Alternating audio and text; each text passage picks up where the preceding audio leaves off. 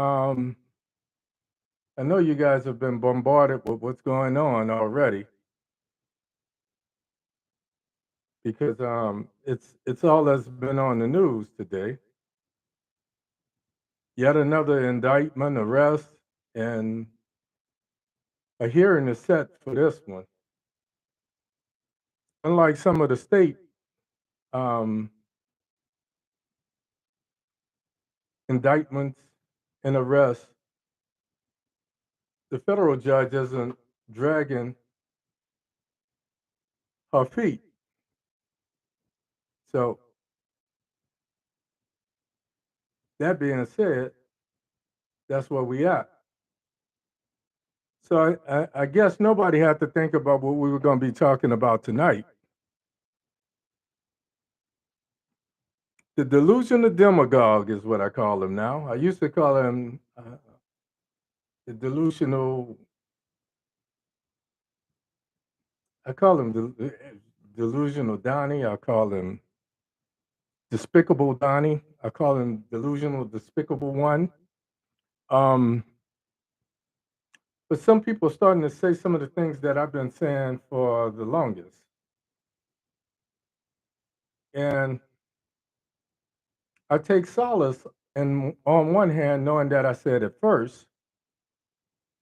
On the other hand,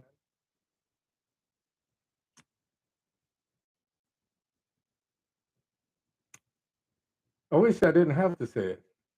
I wish I was wrong. So, that being said, how is everybody doing? How's everybody doing? Oh, Miss Brown, how you doing, lady?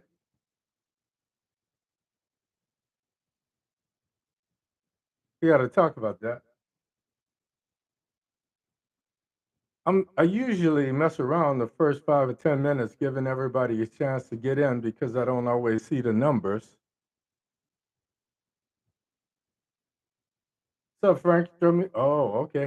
Hey, back.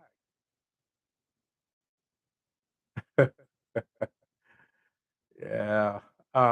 Thank you.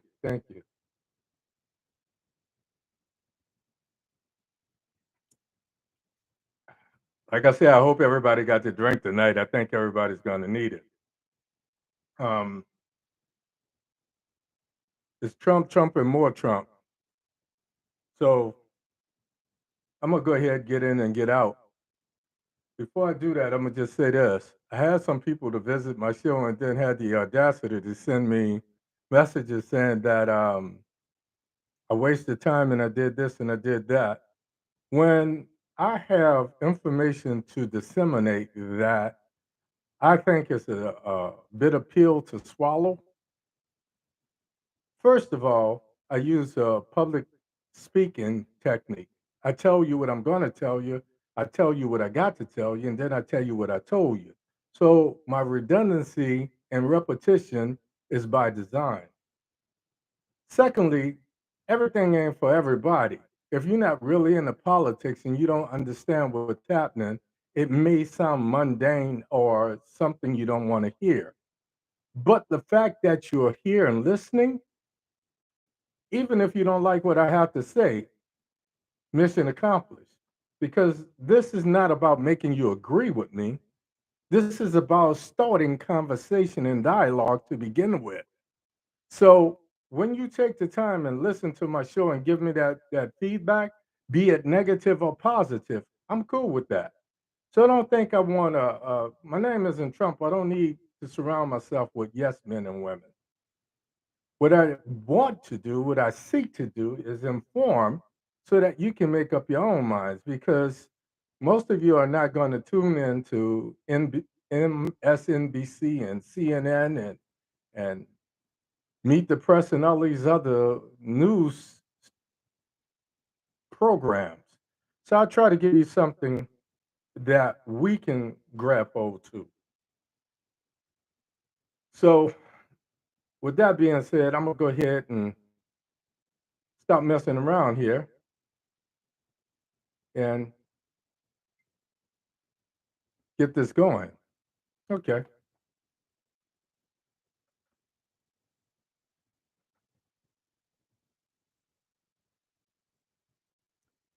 Janice, they're not ignorant, they just don't agree. Some people are not informed, and some people are frightened. When I get some responses, what I chalk it up to is people, it's especially some of the, what I talked about last week. One lady told me I got a slick mouth, and why would I have the audacity to open my show singing a Prince song? Well, there was a message in the song itself. And the fact that Prince was such the genius that he is, the message he gave us in 1999 was prophetic in nature. So in the song, he says, I was dreaming when I wrote this, forgive me if it goes astray, but when I woke up this morning, could have sworn it was Judgment Day. Last week, I talked about the fact that it seems like I said, Mommy, why does everybody have a bomb? And then I said, Mommy, why does everybody have a Trump? Because when, like it or not, as flawed as America is, we are the example for the world.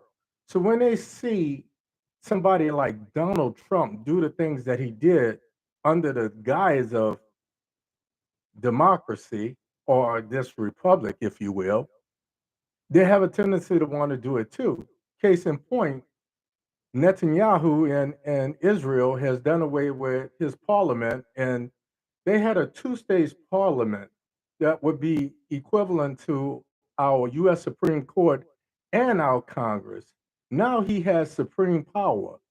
So imagine in Israel, Netanyahu is becoming a Putin, if you will. So when I say, Mommy, why does everybody have a bomb? It's because what made America and Germany in the day superpowers was we were the first to have a, a nuclear bomb. That alone made us a superpower. And the fact that we were kind of the shining light of NATO and trying to spread our brand or some other countries to devise their own plan of democracy based on some of the things that we do here in America. Now everybody has nuclear armament. Now everybody has a nuclear arsenal, not just one or two bombs. Last week, one of the things I was talking about, North Korea is carrying on this. I don't even know what this supreme being thing. And now Kim Jong Un's sister is showing her butt as a female, and she's been firing intercontinental ballistic missiles into the air and crashing them into the Sea of Japan. So, with Netanyahu taking this Trump-like supreme being, this Trump-like thing of not being touched, and nobody can tell them anything, nobody in Parliament. And what I didn't talk about is the protests in Israel started off with under 500 people. They marched like 40 miles. And by the time and it may have only been 20 miles. So forgive me for my Yankee Doodle Paul Revere thing. The main thing is this: it started off with under 400, I mean, with under 400 people. By the time it ended, some 20, 30 miles later, there were over tens of thousands of people that had joined the protest. And despite all of that, Netanyahu got his way. And he is the single voice that's going to be heard from Israel now. The impact that that has on the world is now he can do away with the Palestinians. Now he can take on Iran if he chooses to do so, and anybody else, any other Muslim country. and nobody can tell him anything. And I promise you, the tens and hundreds of millions of dollars, and maybe even billions of dollars of financial aid that we send to Israel is not going to stop simply because we don't agree with Netanyahu Putin and how he handles his affairs. So yes, if you don't agree with it, I understand it. If it scares the shit out of you, it should. These are very scary times that we live in. But so much for the recap from last week. And before I leave that, let me just say this. So you had Israel, which wants to be a supreme being. We had Putin, who overcame his uprising and wants to be a supreme being and take over. Well, he's trying to rebuild the USSR. So it's not just about Ukraine. Let me just kind of make that clear. And then on top of that,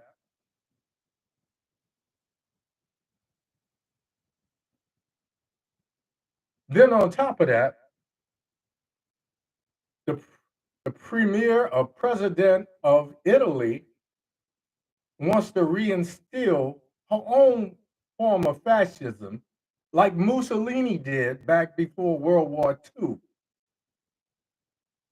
So if you get mad at the messenger for giving you the message, mission accomplished. I'll take that one on the chin. At least I inform you. My mom used to say, if I know something and I don't tell you, my bad. If I tell you and you choose not to listen, my hands are clean. Shame on you. So with that, I'm gonna go ahead and start tonight's show. So much for my recap from last week. I'm back. I'm 100%. So we're gonna do this. It's a what? Oh, damn. It's about 12, 13 minutes past the half hour. I want to say good evening and welcome to the show. My name is Hank Batiste. I'm your host tonight. This is OMITdaLOGIC. But before I get started, I want to say I am truly humbled that each and every one of you choose to tune in week in and week out. Of all the things you could be doing on a Thursday night, you choose to be here with me. Every week I try to take current events. I said we take current events that don't make sense. We break them down and we try to make it make sense. I try to help you to make it make sense. Then I say the voices in my head, because a lot of times I write something down, I revisit it, and from inside of myself, I get a different perspective from rereading it. Does it make sense? Is it clear? Is it concise? Will it make sense to you when you hear it? So forth and so on. Tonight, the voices in my head are anxious and admittedly somewhat pessimistic.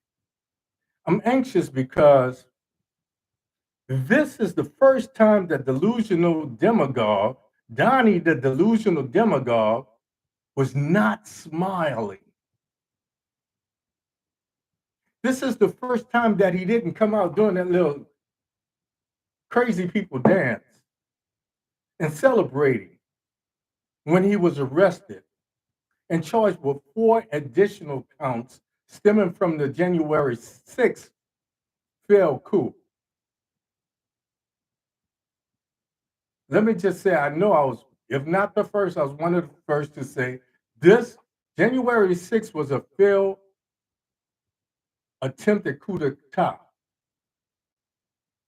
And it was one linchpin away from pulling it off. And Mike Pence showing him portraying himself, and I'm upset, folks, so work with me here. Mike Pence portraying himself to be the patriot is bullshit. Only reason he did what he did is because he had aspiration of being evil, evil supreme being number one. He was tired of playing second fiddle to Trump. And he saw it as a springboard that he could use to launch his own presidential campaign. I said that back then, and now we see it. So now, in the last 8 months, this federal prosecutor, special prosecutor, that Garland Merrick, folks, I am so pissed. I'm so pissed. Really, I can't get it. I can't enunciate. I'm so full here because I've been kind of waiting on this. But just like I'm admittedly anxious to see the outcome, I'm somewhat pessimistic. Why? Because what January 6th showed us, what January 6th demonstrated, is that Trump and his disciples are at every level of government. They're in the court system. Let me take me a sip. I told you I needed a drink. Hey, Mickey, you want a drink, man?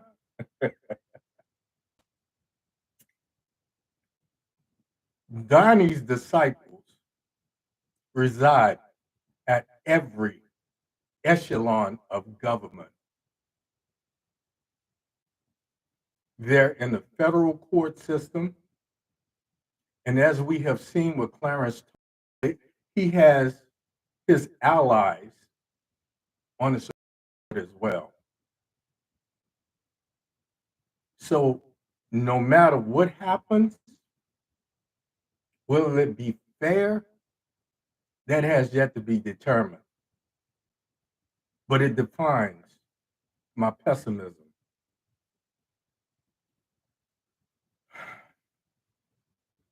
Though all eyes are on America today, I got two things I want to ask you. Where are we at as a country? When some people will choose to have a dictator, a person who says if he gets reelected, he's going to do away with parts of the Constitution. First, you do not have that unilateral power in the executive branch of government. But people want something to believe in so badly that they are willing to give up and sacrifice their civil liberties. All of these countries having their own versions of Donald Trump. Where are we as a world? My name is Hank Batiste. This is OMITdaLOGIC. Let's do this. First up, I told you so. I take no satisfaction in being correct with my Creole powers. As a young Marine, I took an oath to defend this country against all enemies, foreign and domestic. For 4 years, we had to stand by and watch the delusional demagogue named Donald J. trample not only on the oath, but let me back up a minute. As a young Marine, I took that oath. What you may or may not know is members of Congress and the President of the United States takes that same oath. Though they may not be in the military, they take that same oath to defend this country and its constitution against all enemies, foreign and domestic. And for 4 years, we had to stand idly by and watch Donnie, the delusional demagogue, trample not only on the oath of office, but disregard and obliterate the U.S. Constitution does not apply to him. So those of us who are old enough to remember Watergate, we saw a Republican Party, including those members of Congress, do what they're supposed to do. Congress, anybody in business know that the CEO serves at the pleasure of the board of directors. The board of directors is there, right, Mickey? They're there to keep that CEO in line because each business has its own constitution, if you will. They're set up in the charter all of these rules and policy that govern the CEO and hold him to his fiduciary responsibility. In Watergate, we saw the Republican Party stand up, walk down the hill, and go to the White House and tell Milhouse Nixon, we're not behind you on this. To those of you that are not old enough, let me just give you a quick history lesson.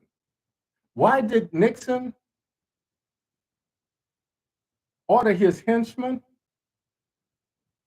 Howard Hunt, G. Gordon Liddy, and McCord were the main three, but there were actually 5 people.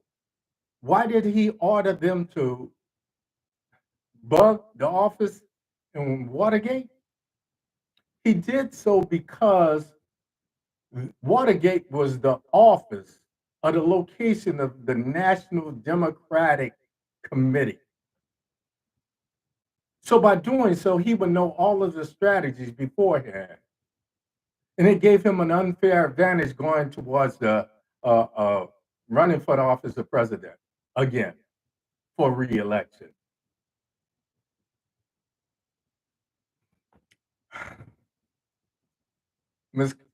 If Ms. Condor was on tonight, I have a teacher. A woman follows me on Facebook. That was my civics teacher in my freshman year of high school. I was one of a couple hundred of students nationwide chosen to go to DC to see how the 3 branches of government work up close and personal. Therefore, the program was called Close Up. One of the tours we took is we went to the Howard Johnson that sat opposite, on the opposite side of the street of the Watergate building. And it's where the FBI sit there and stake out everything that was going on. That's how they caught G. Gordon Liddy and these other guys. And it's what led to Deep Throat and all the president's men and Woodward. And we don't live in that day and time. What Nixon did pales in comparison to what Trump has done. I told you months ago that the coup continues because he's still, even though he's under indictment and he's been arrested, he's still, today I heard the former lieutenant governor of the state of Georgia. Let me see.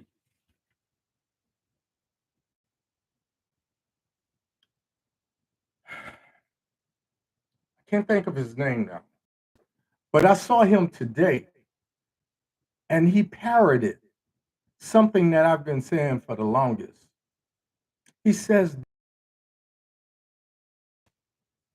because he sees this demagogue still fighting people. And he says that another January 6th 6 is on the horizon. This is the Republican former lieutenant governor of Georgia.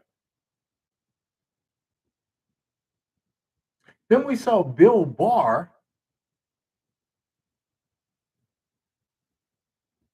who started out being Trump's man, and then he wound up being one of the people that Trump couldn't control. And he said, time and time again, I told him, Mr. President, you lost. You can't do what you want to do. You can't disregard this. There are no improprieties when it came to this election. And then we hear other presidential aides said, she walked into the office one day and she said that Trump said, this is hearsay, I'm repeating it, but if they said it on 2 news outlets, I feel safe in saying it. So it's not me libeling somebody, it's me parroting what I heard. She said she walked into the office and Trump candidly said, can you believe I lost to that SOB?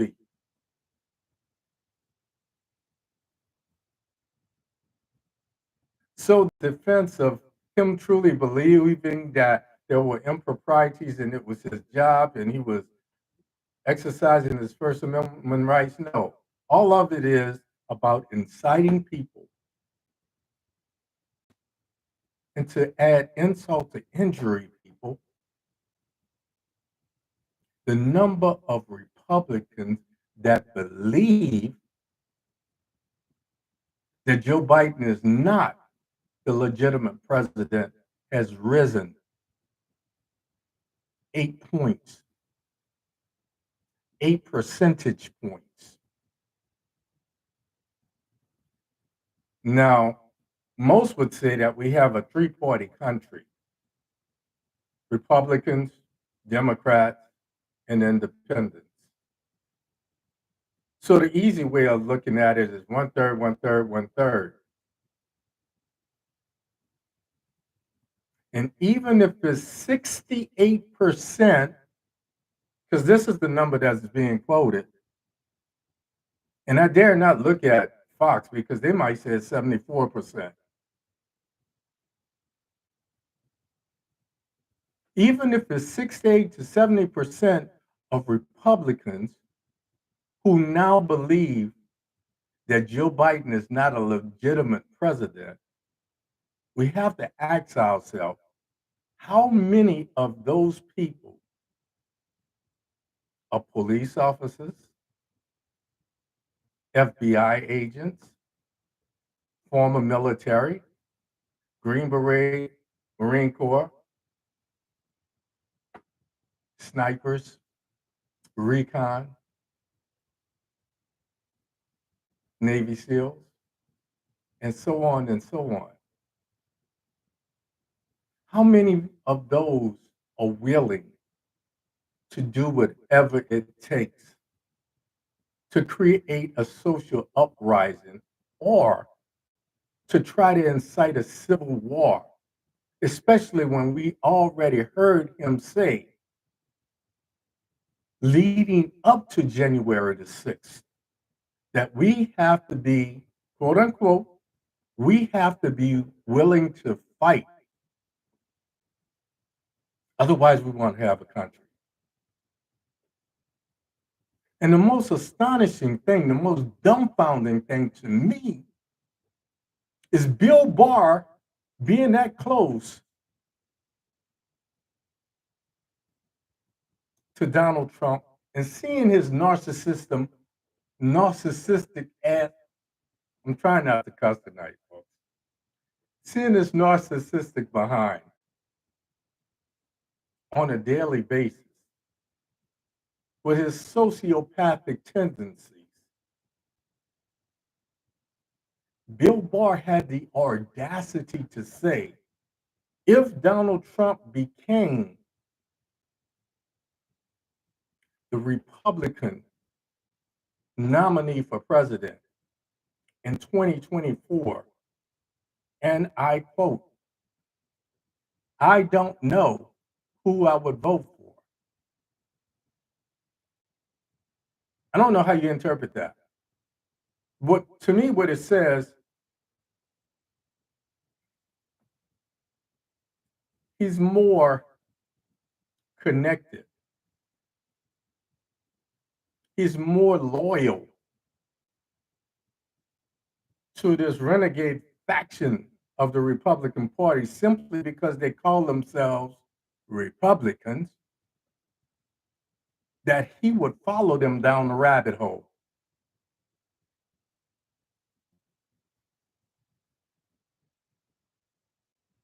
And with someone with this kind of legal mind and outspokenness,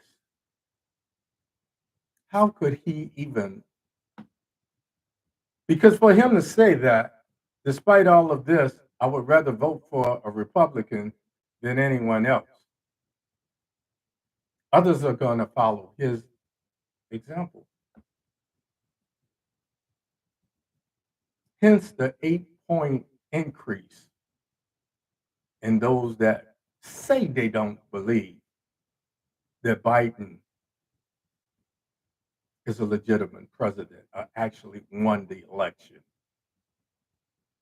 I got one more thing I'm going to say. Then I'm going to let this go and I'm going to get out of here. Because as you have seen, I'm a little too close to this. And it angers me because too many of us are willing to stand idly by and say, but I'm not into politics.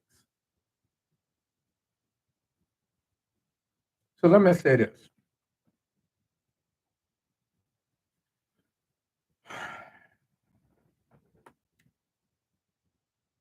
Back on the day of the inauguration, I wrote a piece, a spoken word, that I told you was prophetic. I told you it would come to pass. I posted it several times. I'm going to post it again. And I urge you to listen to it. In hindsight, 2020 was not 2020. 2020 was not 2020. Because now, Brutus and the killers are coming forth to be prosecuted.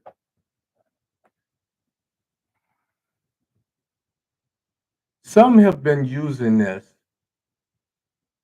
to say in the last 8 months, federal prosecutor Jack Smith has taken a stronger hand, a more definitive hand to hold Trump responsible and accountable for his part in all of the things he's done, from taking top secret documents to inciting the riot to try to overthrow. They want to say take the election, but no, he was overthrowing the government. How do I know that? Because he's telling you now, if he becomes president again, he's going to overthrow the Constitution for his own maniacal, sociopathic, narcissistic needs. To you, those of you that's been watching my show, and this is it, I told you that Nancy Pelosi was not the person.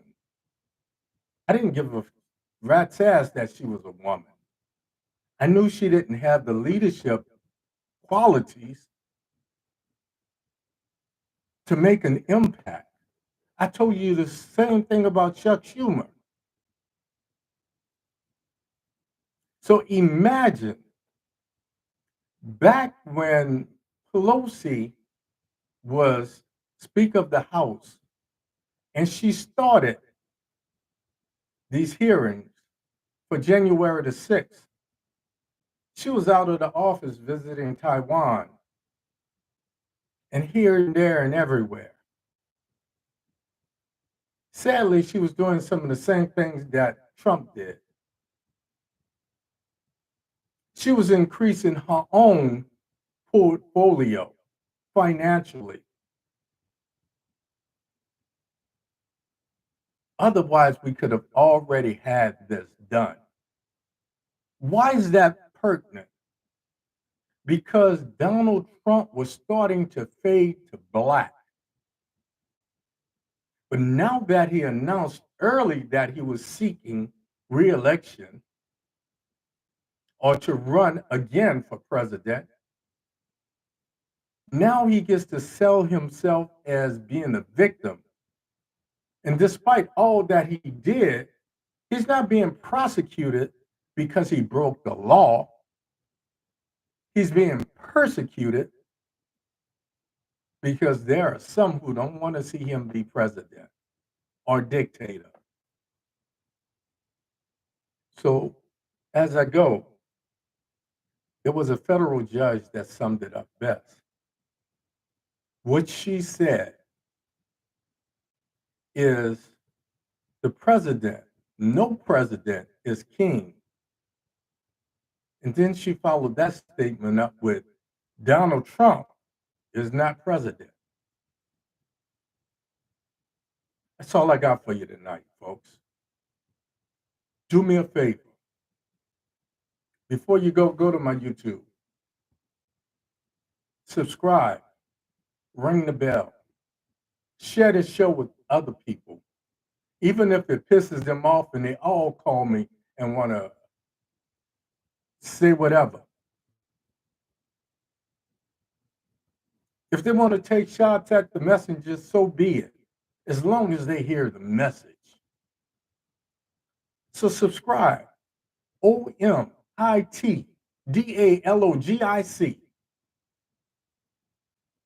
I'm Hank Batiste. This is OMITdaLOGIC.